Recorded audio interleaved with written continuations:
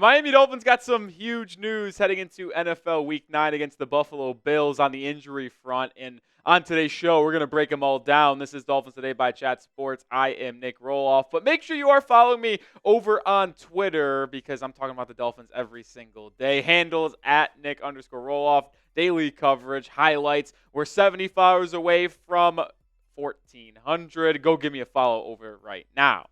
All right, one of the guys is back for the Miami Dolphins. Not completely, but River Cracraft, the wide receiver, has had his 21-day practice window opened by the Miami Dolphins, which means he has to be activated off of IR in the next 21 days from Miami, or he stays on IR for the rest of the season.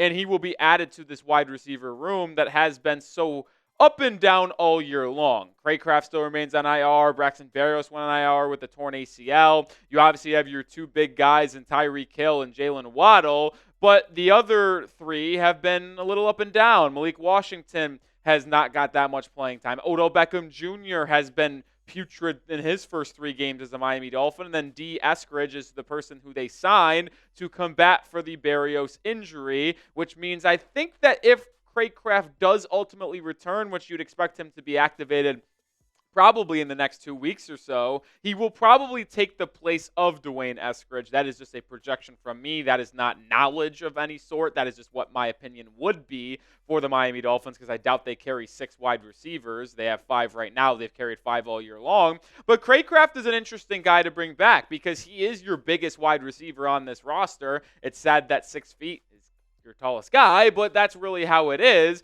And he is someone that Tua does have a connection with. We saw in Tua's lone drive of the preseason, it ultimately led in a touchdown pass to River Cracraft. Now, that is the injury that Cracraft sustained. He had it on that touchdown catch. But either way, he is working his way back, and we will see if he gets activated before this game against Buffalo or if it's next week before his game against the Rams. I do project it to be in the next couple of weeks. More good news for the Miami Dolphins. Zach Sieler, who missed this past game against the Arizona Cardinals on Sunday with that orbital fracture, is desperately trying to make his return and really wants to play in this game and is not undergoing surgery, which is wild because suffering a fracture in your orbital bone and having a scare to even potentially lose some eyesight, if you will, is something that I would not wish on my worst enemy. And the fact that Zach Sieler is trying to return just a week after sustaining the injury and only miss 1 game, because it did happen the Friday before Week 8 against Arizona, is just flat out impressive. And we're going to talk about why he is so important to this team in just a second. But Zach Sieler is an absolute warrior, man. It's unreal. Spam those 92s, his jersey number, to show some support for Zach as he tries to make his return back to the Miami Dolphins. And it is something that Miami desperately needs because without him, this group is not so good. Calais Campbell, Benito Jones, Brand Pillai, and Deshaun Hand are the 4 other guys on this defensive line group. But the reason why Zach Sieler is so important is not just for the interior defensive line group that you see on screen right now, but it's his advantage in impact at rushing the passer. We have well documented here at the channel over the past week or so, and it was really highlighted against Arizona in Week 8, that it is not a good pass rushing team. And without Jalen Phillips, Bradley Chubb still on the PUP list, this team can't get after the quarterback by just sending 4 guys. Well, the 2 players that have generated the most pressures for Miami this season are Zach Sieler and Calais Campbell, both guys on the interior of your defensive line. And quarterbacks will always tell you that the hardest pressure to face is one coming up in your face because you're not able to step up in the pocket and really deliver on your throw. You're forced out where the edge rushers who are more athletic can come in and grab you. So it's more beneficial for a defense to get pressure up the middle. And your 2 sack leaders this year are Zach Sieler and Calais Campbell. You only have 9 sacks as a team. Calais Campbell and Sieler have combined for 4 of them, 2 sacks apiece. So having him back against the Bills and Josh Allen, who we know is one of the most mobile quarterbacks in all of football, would be absolutely huge. He's one of your best defensive linemen, probably your best future D lineman. You can argue about who has been better this year between him and Calais Campbell. But Sieler not being ruled out for this game is huge for Miami. It gives them a chance to have him on Sunday, which is necessary if the Dolphins want to travel into Buffalo and get the upset.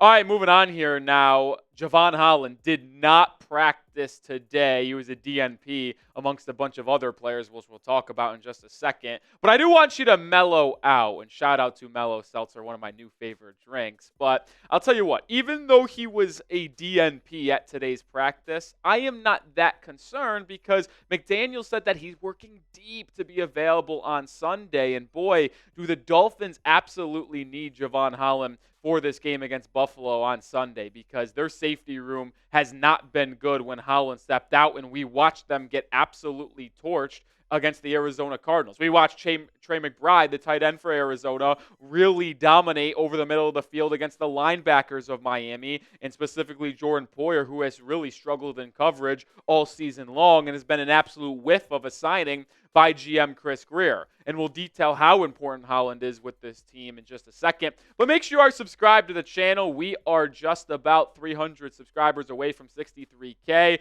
The goal is to get there before Sunday's game against the Bills. If we ultimately hit 63K subs before we kick off against Buffalo on Sunday, I'll take a beer bong on that watch party. All right, as we go to the safety coverage grades, these are the two players that would step up if Jevon Holland has to miss this game. And these are the two safeties you saw play the majority of the time when Holland didn't play in the second half against Arizona. Their coverage grades on the year, it's pretty telling how much Jordan Poyer struggles. He's graded out low from PFF. He allows 9 receptions on 11 targets for 146 yards and a touchdown. Meanwhile, Marcus May, who we've detailed has struggled in the past with tackling, and he missed a big-time tackle on Kyler Murray, which allowed the Cardinals to ice that game away in the fourth quarter on Sunday, but he has been one of your best coverage guys on that back end. And I would honestly task Marcus May with being your coverage guy on Dalton Kincaid if you ultimately are without Jevon Holland. And I do want to make note of this. It's not like Holland has been some superstar in coverage. He has actually struggled in that area this season, but he has certainly been better than Jordan Poyer, who has looked like a cooked product, if you will, this season, trying to cover guys.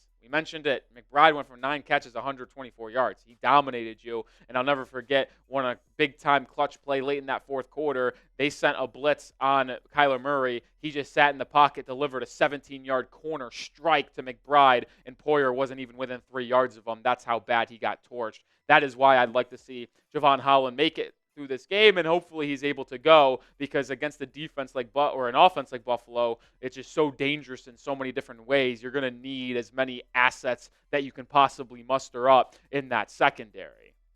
Predict it for me, as we are about 3-4 days away from kickoff. Will Jevon Holland play this week? Type Y for yes or type N for no.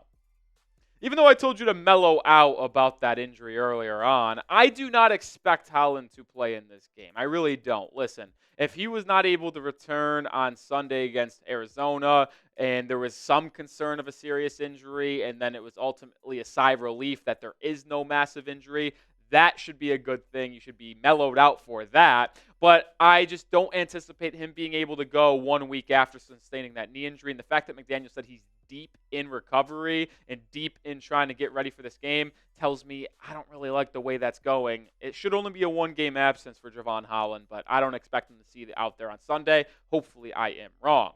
All right, let's get an update on Isaiah Wynn, because with Cracraft coming back, obviously reporters are going to ask about other guys on the PUP list or on IR if they could make their return anytime soon. Well, Mike McDaniel said things are trending well in Isaiah Wynn, which is quite the turnaround from what we saw initially when we talked about Wynn 2 or 3 weeks ago when McDaniel said, I don't know when he is going to return. Well, obviously, things are going at least a little bit better for Wynn over the past 2 or 3 weeks. Who knows when he's able to return? You hope that you will see him at the end of the year at some point. But my honest opinion on the matter is this, is like you have actually had Robert Jones and Liam Eichenberg play way better than expected over the past 2 or 3 weeks. So if Wynn comes back in late November, early December, unless there's an injury, I might not even put him back into the lineup on this depth chart because, well, Robert Jones and Eichenberg have been doing pretty well.